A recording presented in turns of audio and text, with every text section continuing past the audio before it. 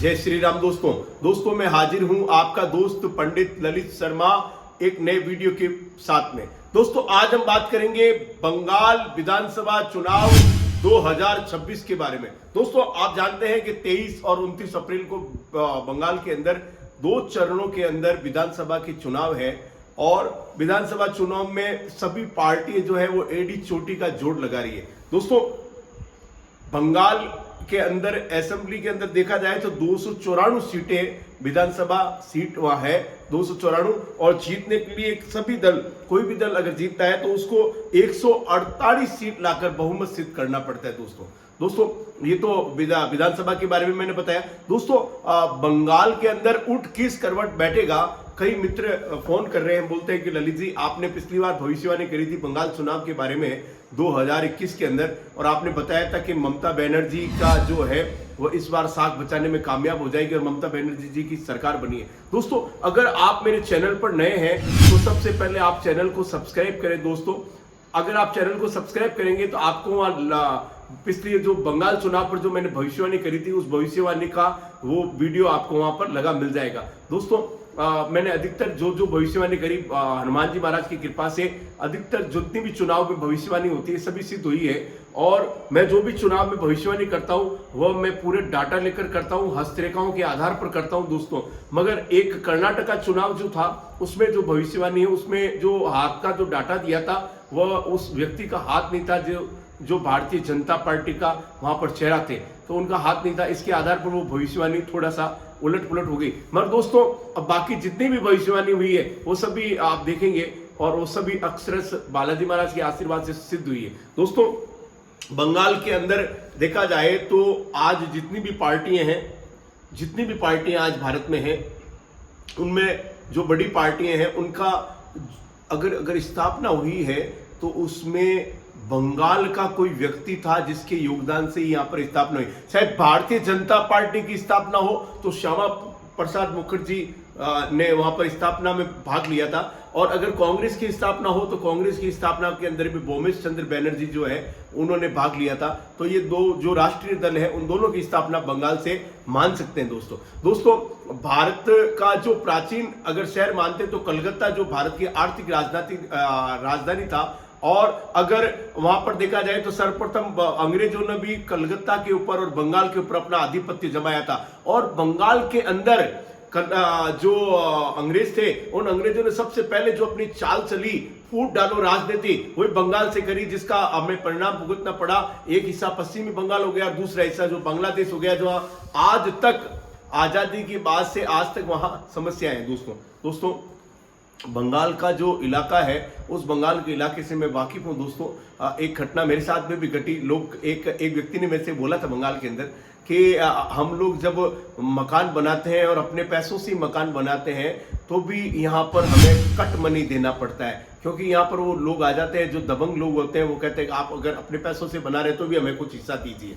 तो ऐसा होता है। दोस्तों मेरे साथ भी एक घटना घटी थी। सियालदा स्टेशन से मैं गंगा सागर के लिए मैंने वहां से डायमंड हार्बर करके एक स्थान है वहां पर जाने के लिए ट्रेन पकड़ी और जब मैं परिवार के साथ था और जब मैं 3-4 स्टेशन सियालदा से आगे जैसे निकले तो बंगाली जो दबंग लोग थे उन लोगों ने कहा कि अब आगे से सीटें हमारी है, आप सभी खड़े हो जाओ, और हमें जबरदस्ती खड़ा कर दिया गया और वो खुद बैठ गए। दोस्तों ऐसी घटनाएं बंगाल में अक्सर होती है। मगर दोस्तों बंगाल में इस बार उठ किस करवट बैठेगा ये बात मैं आपको ज्योतिष के आधार पर बता रहा हूं। दोस्तों बंगाल के अंदर देखते हैं तो अब सर्वप्रथम अगर हम तृणमूल कांग्रेस का देखते हैं तो उसमें जो मुख्य चेहरा है वो ममता बनर्जी है और साथ साथ अगर भारतीय जनता पार्टी का देखें तो शुभेंदु अधिकारी जी यहाँ मुख्य चेहरा है। मगर दोस्तों भारतीय जनता पार्टी के अंदर नेतृत्व का यहाँ पर अभी मुख्य नेतृत्व क्षमता वाले चेहरे यहाँ पर आपको नहीं दिखाई देंगे, इसलिए मैं 2 लोगों की कुंडली देखकर बताऊंगा। ममता बनर्जी जी की कुंडली ले रहा हूं और राष्ट्रीय स्तर पर नरेंद्र मोदी जी की कुंडली का विश्लेषण करके बताएंगे कि इस बार बंगाल के अंदर उठ किस करवट बैठेगा, किस पार्टी की जीत होगी और किस पार्टी को वहां से विदा लेनी होगी। दोस्तों ममता बनर्जी जी की जो जन्म तिथि है, जन्म दिनांक है, वो 5 जनवरी 1955 डॉक्यूमेंट के आधार पर सुबह दोपहर 12 बजे जन्म हुआ है और वो जन्म कलकत्ता बताया गया। पर दोस्तों मैंने ऐसे में भविष्यवाणी नहीं करता हूं। मैंने मेरे मित्र से पिछले बंगाल चुनाव के अंदर एक मित्र से ममता जी का हाथ देखने के लिए कहा दोस्तों मैं भारत के अमूमन सभी राजनेताओं से, लगभग जो बड़े प्रसिद्ध राजनेता उन सबसे मिला हूं और उनकी मैंने हस्तरेखाएं देखी, साथ साथ उनके ज्योतिष प्रेडिक्शन भी उनको दिया है। तो दोस्तों अमूमन काफी लोगों के, मगर ममता जी से पर्सनल नहीं मिला और ना मैंने उनका कभी हाथ देखा, मगर मेरे जिस दोस्त ने भेजा उसने ये कहा कि ये जो हाथ है ये ममता बनर्जी का है, जो आपकी स्क्रीन के ऊपर आपको दिखाई दे रहा है। दोस्तों इस हाथ के आधार पर मैंने ममता बनर्जी जी की जो जन्म दिनांक है वो 5 जनवरी 1953 मानी दोस्तों, क्योंकि ममता बनर्जी जी का जन्म जो है वो ब्राह्मण समाज में हुआ है और ब्राह्मण समाज के अंदर वहां पर, वो भी बंगाल के अंदर हुआ है। तो बंगाल की जो जनता है बहुत शिक्षित,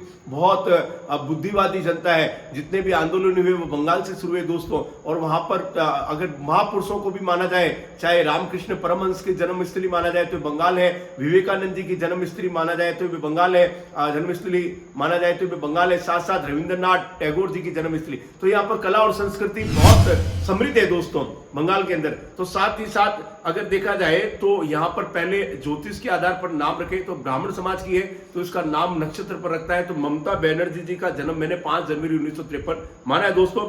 और ये जो जन्म हुआ है उनका जन्म जो है 12 बजे का और नंदीग्राम स्थान पर। मैंने अधिकृत एक व्यक्ति से पूछा तो बोला कि ममता जी का जो जन्म हुआ है वो नंदीग्राम में हुआ। उसके आधार पर मैं भविष्यवाणी कर रहा हूं दोस्तों। आपको उनकी कुंडली दिखाई दे रही है ममता बनर्जी जी की। ममता बनर्जी जी की कुंडली जो है वो मेष लग्न की कुंडली है। प्रथम भाव के अंदर यहाँ गुरु बृहस्पति बैठा है जो कि वक्र होकर और दिख रहा है। साथ साथ केतु जो है वह शुभ भाव में बैठा है। पंचम भाव के अंदर ममता जी के चंद्रमा विराजमान है। साथ साथ 7वें भाव जो सौभाग्य के वहां शनि विराजमान है। बुध आदित्य योग जो है वो धर्म भाव 9th भाव में, 9वें भाव में यहाँ पर बुध आदित्य योग बन रहा है। और 10th भाव के अंदर राहु जो है, राजनीति का प्रबल राहु, वो 10th भाव में यहाँ बैठा है ममता बनर्जी जी के। और 11वां भाव जो लाभ स्थान है वह मंगल और शुक्र ने युक्ति बनाई है। दोस्तों मैंने मेरा इस यहाँ पर एक वीडियो लगा है कि राजनीतिक योग मेरे YouTube चैनल पर लगा है दोस्तों। आप सब्सक्राइब करेंगे तो आपको पता चलेगा वहां पर एक राजनीतिक योग कैसे बनते हैं। तो मैंने कहा था कि राहु जो है वो राजनीति का प्रबल कारक होता है। अगर 10th भाव में राहु है तो बहुत अच्छा रहता है। मैंने हिमंता बिस्वा शर्मा जी की कुंडली को अभी 2 दिन पहले असम का चुनाव के बारे में भविष्यवाणी करी है, उसमें भी राहु 10th भाव में है। और दोस्तों पंचम भाव में चंद्रमा जब होता है तो ऐसे जातक भी बहुत महत्वपूर्ण होता है। ऐसे जातक जो होते हैं उनकी बुद्धि बहुत अच्छी होती है। साथ साथ ये कह सकते हैं कि वो बुद्धिवादी होते हैं और आक्रामक होते हैं दोस्तों। ऐसे जातक जो होते हैं उनकी शिक्षा व्यवस्था भी अच्छी होती है। तो ममता जी की शिक्षा व्यवस्था अच्छी है। उन्होंने कला के क्षेत्र में भी उन्नति प्राप्त की है। वो अच्छा गाती भी है, साथ साथ अच्छा संगीत भी उनके पास में, कला, वो पेंटिंग भी अच्छा बनाती है। तो वो समृद्ध रूप से कलाकार की प्रवृत्ति उनके अंदर है। साथ साथ अच्छी वक्ता भी है और अगर कह सकते हैं कि अच्छी अभिनेता भी ममता बनर्जी को माना जाता है। दोस्तों मंगल और शुक्र जब लाभ स्थान में होते हैं, ऐसे जातक होते हैं, आक्रामक होते हैं, मगर उनका वैवाहिक जीवन नहीं बनता दोस्तों। मैंने देखा शुक्र जो है वो मेरे कुंडली लगी हुई है वैवाहिक को, उसमें ये भी लिखा कि शुक्र जो है वो दाम्पत्य जीवन का अभाव करता है। साथ साथ शनि 7th भाव में, तो ममता बनर्जी जी की शादी यहाँ नहीं हुई है। पर दोस्तों यहाँ पर अगर अपन देखते हैं तो यहाँ पर ममता बनर्जी जी की जो दशा है वो शनि की महादशा चल रही है। 2021 में वहां गुरु की महादशा थी, यहाँ शनि की महादशा, साथ साथ अंतरदशा शनि की चल रही है, चंद्रमा का या प्रत्यंतर चल रहा है। ये ममता बनर्जी जी का। अब अगर अपन बात करते हैं नरेंद्र जी मोदी जी का, तो नरेंद्र मोदी जी का जन्म जो है 17 सितंबर 1950 को सुबह 11 बजे मेहसाना में माना जाता है। दोस्तों नरेंद्र मोदी जी का हाथ मैंने नहीं देखा, मगर उनके कुछ हैंड्स के जो मेरे को जो जब भाषण देते हैं तब मैंने उनके पिक्चर लिए,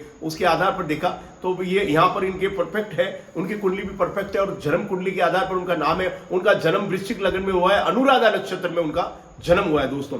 अनुराधा नक्षत्र में यहाँ पर चंद्रमा और मंगल जो है वृश्चिक राशि में बैठे। दोस्तों मैंने हाथ के आधार पर उनका तुला लग्न माना था, मेरे एक वीडियो लगा हुआ है, मगर यहाँ वृश्चिक लग्न में उनका जन्म है कुंडली के आधार पर। और गुरु जो है वो 4th भाव में या शुभ भाव में बैठा है। राहु 5th भाव में। देखो दोस्तों मैंने राहु की बात करी कि राहु राजनीति का कारक होता है। मैंने यहाँ बताया कि राहु अगर उच्च की राशि में होता है, हेमंता बिस्वा शर्मा जी की राशि के अंदर भी 12 मीन राशि के अंदर है और यहाँ भी वो इस प्रकार से, तो ये 5th भाव में मीन राशि में राहु है तो यहाँ आक्रामकता देता है दोस्तों। वाणी में भी आक्रामकता देता है, विद्या में भी आक्रामकता देता है। साथ साथ ऐसा जातक घुमंतु प्रवृत्ति का होता है जैसे नरेंद्र मोदी जी हैं दोस्तों।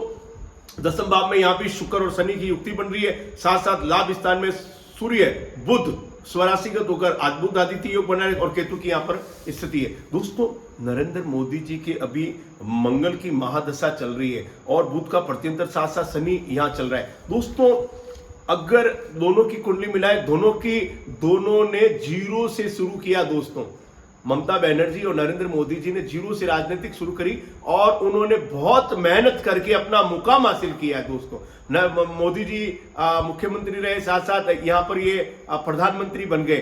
तो अब प्रधानमंत्री बन गए, उन्होंने अपना कार्यकाल कितना किया, साथ साथ देखिए बंगाल वहां पर मुख्यमंत्री का कार्यकाल लगभग 2 कार्यकाल उन्होंने पूरे के, साथ साथ यहाँ तीसरा कार्यकाल वो प्रधानमंत्री के रूप में कर रहे हैं। मगर दोस्तों ममता जी भी कम नहीं है। ममता जी ने 2011 के अंदर बंगाल की जो है वो सत्ता अपने हाथ में ली और वो सत्ता जब उन्होंने हाथ में ली बंगाल की, तो उसके बाद में उन्होंने लगातार 3 बार तक चुनाव जीते और 3 बार वो मुख्यमंत्री रही है दोस्तों ममता बनर्जी। और अब हम देखेंगे कि दोनों की कुंडली में मैंने ममता जी की हाथ के अंदर देखा कि उनका जो चंद्रमा जो है वो भावोत्तम हुआ है। दोस्तों चंद्रमा उनका अच्छा है, मगर दोस्तों अभी केतु जो है वो गमन जो कर रहा है सिंह राशि के अंदर कर रहा है। मेरे वीडियो लगे हैं कि युद्ध कैसे होगा, ये युद्ध के ऊपर भी लगा था और मैंने बताया फरवरी से लगाकर जून तक जो है वो किन राशियों के लिए खराब है वो मैंने लगाया है। दोस्तों आप देखना, तो यह भावोत्तम हुआ है कुंडली के आधार में और उनके हाथ के आधार पर। साथ साथ शनि वर्गोत्तम है, उनके मंगल भी उत्तम है और राहु केतु जो है वो मूल त्रिकोणीय है। तो दोस्तों यहाँ पर ममता बनर्जी जी को लाभ मिलने की संभावना बंगाल के अंदर रहती है, क्योंकि गरीब जनता जो है वह गरीब जनता ममता जी के साथ चली जाएगी दोस्तों, और ममता जी ये अपनी साख बचा सकते हैं दोस्तों। मगर बंगाल की घटनाएं जो देखते हैं, स्त्री पक्ष के मामले में थोड़ा अभागा मानता हूं ममता जी को, क्योंकि ममता जी के 11वें भाव के अंदर मंगल और शुक्र की युक्ति बनती है। तो ऐसा जातक जो होता है स्त्री पक्ष को संभालने में, यहाँ ये कह सकते हैं कि वो संभालने में वो नहीं रहते और उनके ऊपर अनर्गल आरोप प्रत्यारोप लगते रहते हैं दोस्तों अभी ममता जी के शनि की जो दशा चल रही है, तो उसके अंदर ममता जी को संभल कर चलना पड़ेगा। इस चुनाव के आसपास उनको उसके साथ उनको गाड़ी चलाने में या गाड़ी में बैठने में ध्यान रखना पड़ेगा। एक अच्छा योग नहीं बन रहा है उनके, हो सकता है उनकी कोई चोट लग जाए, इस प्रकार की योग बन रहे दोस्तों। मगर मैं इस आधार पर देख रहा हूं नरेंद्र मोदी जी ने, अभी नरेंद्र मोदी जी के मंगल और बुध और शनि जो है अनुशासन प्रिय होता है दोस्तों। जो व्यक्ति अनुशासन से चलता है उनको लाभ देता है, और दोनों की शनि की बराबर चल रहा है, उनका प्रत्यंतर चल रहा है मोदी जी के और इनके। तो यहाँ कांटे की टक्कर है दोस्तों, और बंगाल के अंदर कांटे की टक्कर है। मगर मेरे को ये लगता है कि बंगाल के अंदर ममता बनर्जी अपनी साख बचाने में पुण्य कामयाब हो जाएगी दोस्तों, और लगभग 151 सीट लाकर यहाँ पर तृणमूल कांग्रेस जो है वो अपनी सरकार बनाएगी दोस्तों। ये मेरा मानना है। अब भविष्यवाणी है, ये तो सिद्ध होगी, ये तो आप लोग देख रहे हैं। आप लोग इसमें आप वापस भी देखेंगे जब सिद्ध होगी तो, और नहीं हो तो आप जरूर कमेंट करना दोस्तों। मगर ये मैंने हाथ के आधार पर किए, जो मैं आपको शास्त्र का बताइए उसके आधार पर मैंने चल रहा हूँ दोस्तों बंगाल के अंदर जिस प्रकार से बेरोजगारी है, कई लोगों से मैंने संपर्क किया था। मैं जब बंगाल के एक बार दौरे पर गया था 2017-18 के आसपास, तो वहाँ पर बंगाल के अंदर बेरोजगारी भी बहुत है दोस्तों। और दोस्तों रोजगार की कमी है। अगर देखा जाए तो सिंगूर मामले में भी यहाँ पर जो ममता जी का जो प्रदर्शन है थोड़ा अच्छा नहीं रह माना जाता है। तो अब मेरे को ये लगता है फिर भी यहाँ पर ममता जी अपनी साख बचाने में कामयाब होगी और वापस सरकार तृणमूल कांग्रेस की बन जाएगी। मगर दोस्तों ये जो नरेंद्र मोदी जी के आगामी 2 साल के अंदर वापस इनके ग्रह थोड़े से अच्छे स्ट्रॉन्ग आ रहे हैं नरेंद्र मोदी जी के, तो इसमें हो सकता है कि भारतीय जनता पार्टी वहाँ 2 साल बाद में बंगाल में अपनी सरकार बना ले। ऐसा मैं मान रहा हूँ कि 2 साल, अभी थोड़ा 2 साल ममता जी के जो ग्रह है वो स्ट्रॉन्ग है दोस्तों आपको मेरा वीडियो कैसा लगा, ज्यादा से ज्यादा लाइक करें। अगर आप चैनल पर नए हैं तो जरूर सब्सक्राइब करें और दोस्तों को शेयर करें। दोस्तों और क्या जानना चाहते हैं, अगर आप कहां से देख रहे हैं ये भी मेरे को बताएं। अगर आप जिस जगह से देख रहे हैं तो मेरे को लगेगा कि मेरे शिविर तक जाते हैं, तो आपने कहां से देखा ये वीडियो जरूर कमेंट करना दोस्तों। जय श्री राम।